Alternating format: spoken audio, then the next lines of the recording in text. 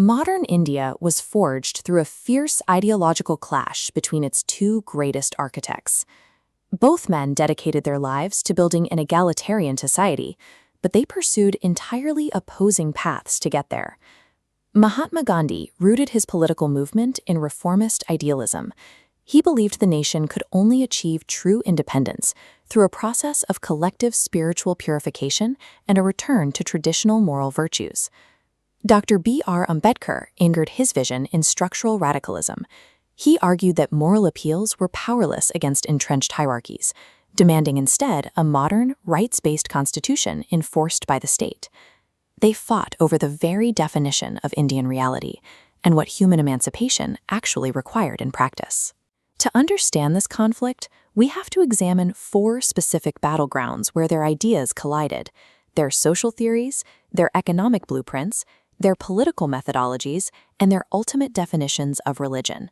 To understand India today, you must understand why these two titans each believed the other's vision would ultimately destroy the nation. This diagram illustrates Gandhi's idealized vision of the Hindu social order, known as the Varna system. He viewed it as a benign horizontal division of ancestral duties, a cooperative loop where a spiritual teacher and a manual scavenger held equal merit. He acknowledged that contemporary caste practices and untouchability were horrific, but he categorized them as historic corruptions of the system, arguing they could be cured through the moral reform of upper caste Hindus, keeping the original social structure intact. Ambedkar rejected this entirely, pointing to the lived reality of the marginalized. For him, the degradation of the untouchables was the inevitable consequence of the Varna structure itself. Untouchability and caste were inseparable. He argued that caste survives because it functions as an oppressive legal system, violently enforced by depriving the lower classes of the right to bear arms, the right to acquire education, and the right to own property. This theoretical divide collided with hard political reality at the Round Table conferences in London in the early 1930s. Ambedkar attended to demand explicit political autonomy for the depressed classes. In August 1932, British Prime Minister Ramsay MacDonald issued the Communal Award. It granted the depressed classes 71 seats in provincial legislatures, elected exclusively by voters from their own communities. Gandhi, imprisoned at Yerwada Central Jail, viewed these separate electorates as a lethal division of Hindu society. In protest, he began a fast unto death. With Gandhi's life rapidly fading, the entire nation turned its pressure on Ambedkar. Forced to choose between his political demands and the potential death of India's most beloved leader, Ambedkar entered negotiations. The result was the Pune Pact. Ambedkar surrendered the separate electorates. In exchange, the number of reserved seats for the depressed classes was roughly doubled to 148, though these candidates would now be chosen by a joint electorate of all Hindus. The agreement saved Gandhi's life, but it permanently convinced Ambedkar that Dalit political autonomy would always be compromised if it relied on the internal reform of Hindu society. Their disagreement over society directly shaped their economic blueprints.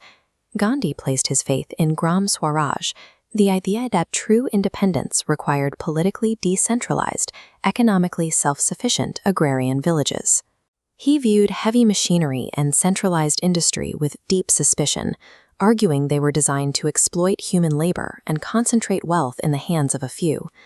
Instead, he promoted the spinning wheel to give the rural poor independent livelihoods and advocated for trusteeship, a concept where the wealthy would voluntarily hold their excess wealth in trust for the welfare of the poor. Ambedkar viewed this agrarian idealism as a trap. He described the Indian village as a sink of localism, a den of ignorance, and the exact physical location where caste oppression was most ruthlessly enforced. For landless Dalits, the village economy meant total reliance on upper caste landowners for survival. Gandhi's self-sufficient village would guarantee their permanent economic subjugation. Ambedkar's solution was rapid, state-planned industrialization and urbanization. He understood that large factories and dense cities offered marginalized people anonymity, breaking the constant surveillance and social control of village life. Gandhi saw the village as the indispensable soul of a moral economy. Ambedkar saw industrialization as the necessary machinery to deliver material justice to the marginalized. These conflicting visions stemmed from entirely different cultural anchors. Gandhi believed in the inherent greatness of Indian civilization. He felt the nation had simply lost its way and needed to cleanse itself of modern distortions. This informed his methodology of satyagraha, or nonviolent civil disobedience. The goal of political action was to awaken the moral conscience of the oppressor through self-suffering, inspiring voluntary change. Ambedkar's intellectual foundation was built in the universities of New York and London. He anchored his political philosophy in Western Enlightenment values, prioritizing absolute liberty, equality, and fraternity over ancient tradition. As an economist, he harbored a deep distrust of moral persuasion. As he noted, history shows that when ethics and economics come into conflict, victory always goes to economics. The upper castes relied on the labor of the untouchables to maintain their economic dominance. Ambedkar knew they would never voluntarily surrender those privileges simply because they were morally appealed to. This flowchart maps their divergent theories of change. Where Gandhi relied on Path A, the moral appeal, Ambedkar dedicated his life to Path B, constitutionalism and the coercive power of the state. He demanded strict legal frameworks, constitutional guarantees, and affirmative action policies. If equality did not exist in society organically, it had to be engineered and enforced by the machinery of the government. Their final, defining fracture occurred over religion. Gandhi viewed religion as an internal, spiritual truth. He maintained a lifelong commitment to Hinduism while championing equal respect for all faiths. Ambedkar defined religion as a socio-political institution that governs human relations and distributes power. He recognized that ordinary people rarely made nuanced scriptural distinctions. Instead, they viewed hierarchical caste rules as unchangeable divine mandates, executing discrimination out of a sense of religious duty. Looking at the systemic exclusion of his people, Ambedkar stated bluntly that the real genius of Hinduism was to divide, rendering any attempt at internal social reform completely futile. This intellectual realization culminated in the 1935 Yola Declaration, where he announced that though he was born a Hindu, he would not die one. 2 decades later, mere months before his death in 1956, he led hundreds of thousands of his followers in a mass conversion to Navayana Buddhism, embracing a faith he found rooted entirely in reason, compassion, and absolute equality. Gandhi spent his entire life trying to save Hinduism from its sins. Ambedkar evaluated the same system and concluded that salvation for his people required walking away from it entirely. The opposing blueprints of Gandhi and Ambedkar continue to collide in almost every major social and legal debate across India today. Gandhi's moral framework endures in civil society.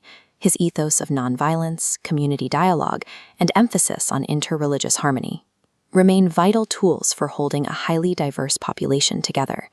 Yet, as caste-based violence and severe economic inequality persist, Ambedkar's demand for structural intervention has proven indispensable. The legal protections he fought for remain the primary weapon for marginalized groups in an unequal society. Contemporary social justice movements continue to draw direct inspiration from Ambedkar's revolutionary legal approach, prioritizing enforceable rights over incremental, voluntary reform. We are left with 2 enduring visions: a spiritually awakened, self-sufficient community, and a heavily industrialized, state-protected, egalitarian democracy. Their conflict was never a zero-sum game of who was right. To fulfill its democratic promise, India must constantly navigate between tradition and modernity, balancing Gandhi's moral conscience with Ambedkar's constitutional armor.